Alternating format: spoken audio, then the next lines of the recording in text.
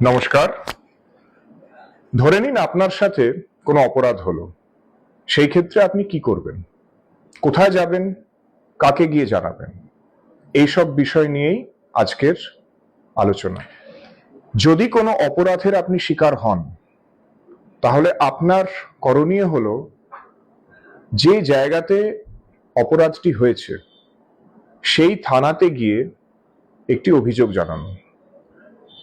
শুধু সেই থানাতে নয়, আপনি অন্য যে কোনো থানায়, অর্থাৎ আপনার নিকটবর্তী যে থানা আছে সেখানে গিয়েও অভিযোগটা জানাতে পারেন। দুটো ক্ষেত্রে কি কি ব্যাপার হবে সেটা আমি এক এক করে বলবো। যদি আপনি অভিযোগটা এমন কোনো থানাতে করে থাকেন যার অন্তর্গত অপরাধটি হয়নি, তাহলে সেই থানার বড়বাবুর দায়িত্ব হলো আপনার অভিযোগের ভিত্তিতে একটি 0 এফআইআর করে সেই থানার বড়বাবুকে পাঠিয়ে দেওয়া যার থানার অন্তর্গত অভিযোগটা হয়েছিল। থানাতে আপনি আপনার অভিযোগ 3 প্রকার ভাবে জানাতে পারেন।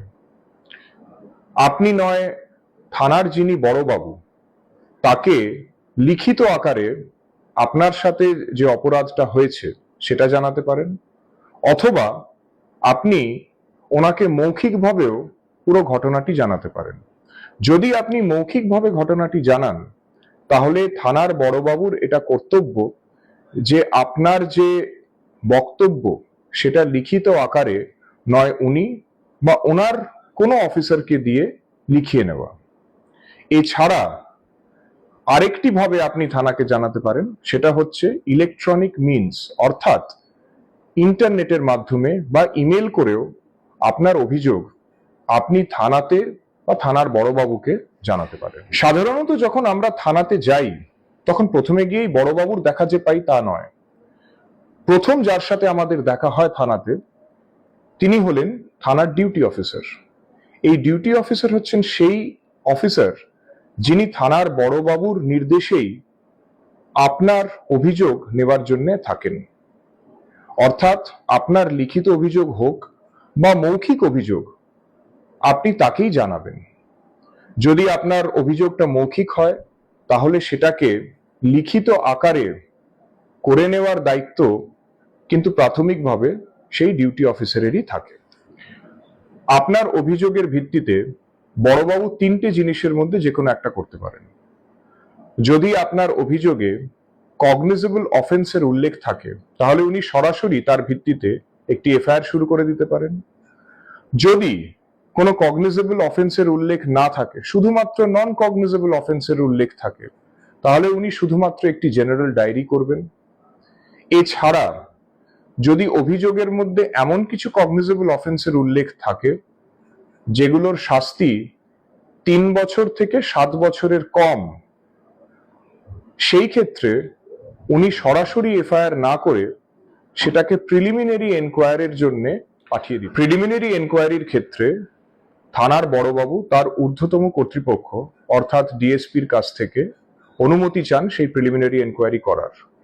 যদি ডিএসপি সাহেব অনুমতি দেন তাহলে উনি প্রিলিমিনারি এনকোয়ারি করে দেখতে পারেন যে যে অভিযোগটা আছে সেটা দিয়ে এগিয়ে যাওয়া দরকার কিনা বা ফার্দার ইনভেস্টিগেশন করা প্রয়োজন কিনা। সেইটা করার জন্য সময়সীমা থাকে 14 দিন। এই 14 দিনের মধ্যে ওনাকে এটা ঠিক করে ফেলতে হবে যে এটাতে ফার্দার ইনভেস্টিগেশন করবেন, অর্থাৎ প্রিলিমিনারি এনকোয়ারির পর সেটাতে এফআইআর হবে কিনা বা ব্যাপারটা সেখানেই ফাইল করে দেওয়া হবে কিনা, অর্থাৎ সেটা সেখানেই শেষ করে দেওয়া হবে কিনা। একটা প্রশ্ন বারবার অনেকেই করেছেন যে যদি থানা অভিযোগ না নেয় বা যদি থানা এফআইআর না করে সেই ক্ষেত্রে কি করণীয়।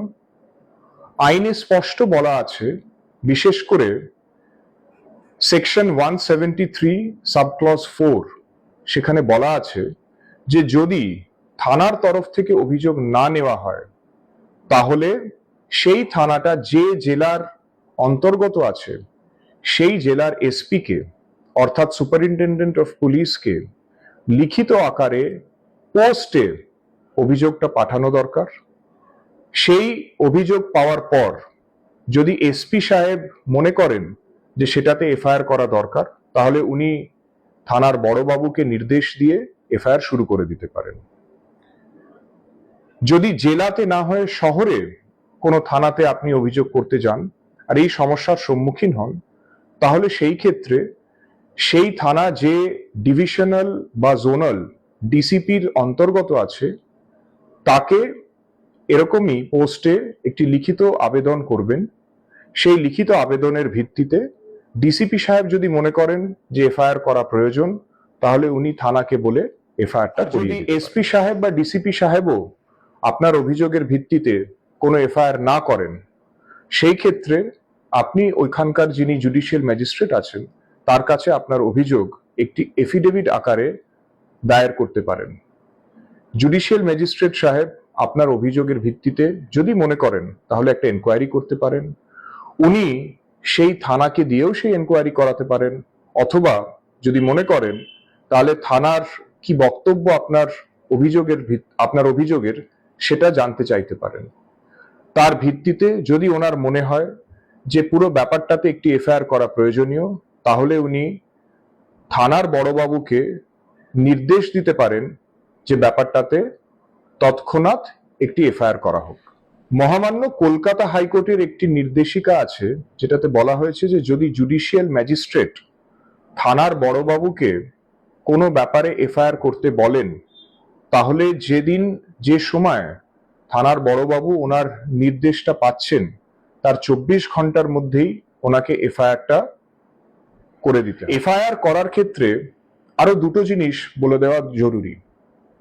প্রথমত হলো, আগেই বলেছি যে লিখিত বা মৌখিকভাবে বলা ছাড়া ইলেকট্রনিক মাধ্যমেও আপনি আপনার অভিযোগ থানাকে জানাতে পারেন। সেই ক্ষেত্রেও একটা এফআইআর থানার বড়বাবু কিন্তু করতে বাধ্য। তবে আপনাকে যবে আপনি সেই ইলেকট্রনিক মাধ্যমে অভিযোগটা করেছেন তার 72 ঘন্টার মধ্যে এসে থানার যে এফআইআর রেজিস্টার সেটাতে আপনাকে কিন্তু আপনার স্বাক্ষরটা করে দিতে হবে। যদি সেই সময়ের মধ্যে আপনি আপনার স্বাক্ষর না করেন, তাহলে সেই ক্ষেত্রে কিন্তু ইলেকট্রনিক্যালি যে অভিযোগ আপনি দিয়েছেন সেটাকে এফআইআর হিসেবে ধরা। দ্বিতীয়ত, আপনি যদি কোথাও অভিযোগ করেন আর সেই অভিযোগের ভিত্তিতে এফআইআর করা হয়, তাহলে সেই এফআইআর এর কপি আপনি কিন্তু বিনামূল্যে থানার কাছ থেকে পেতে পারেন। সেটি আপনার অধিকার। শেষ করব এটা বলে যে যদি অভিযোগটা ধর্ষণ, শ্লীলতাহানি বা সেই জাতীয় কোনো অপরাধের হয় এবং যিনি অভিযোগকারিনী তিনি যদি ভিকটিম হন, সেই ক্ষেত্রে তার অভিযোগটা বা তিনি সেই যে তথ্যটা দিচ্ছেন সেটা একজন মহিলা পুলিশ অফিসার অথবা একজন কোনো মহিলা অফিসারই নেবেন।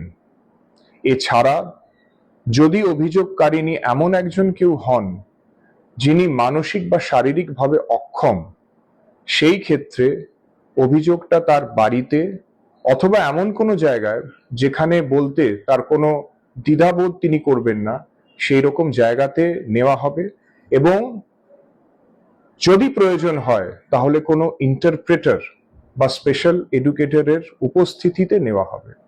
আর যখন তিনি সেই অভিযোগটা করছেন সেটার ভিডিওগ্রাফিও করা হবে। থানাতে অভিযোগ কিরকম ভাবে করবেন সেটা নিয়ে আজকে আমাদের এই প্রতিবেদন আশা করি আপনাদের কার্যকরী হবে। আসছে দিনে এরকম আরো ভিডিও আমরা বানাবো। আজকের প্রতিবেদন সংক্রান্ত যদি কোনো প্রশ্ন থাকে তাহলে অবশ্যই কমেন্ট বক্সে লিখে জানাবেন। কিছুদিন পরে ফেসবুক লাইভ করে সেই প্রশ্নের উত্তর দেওয়ার চেষ্টা করব। সবাই ভালো থাকুন। নমস্কার।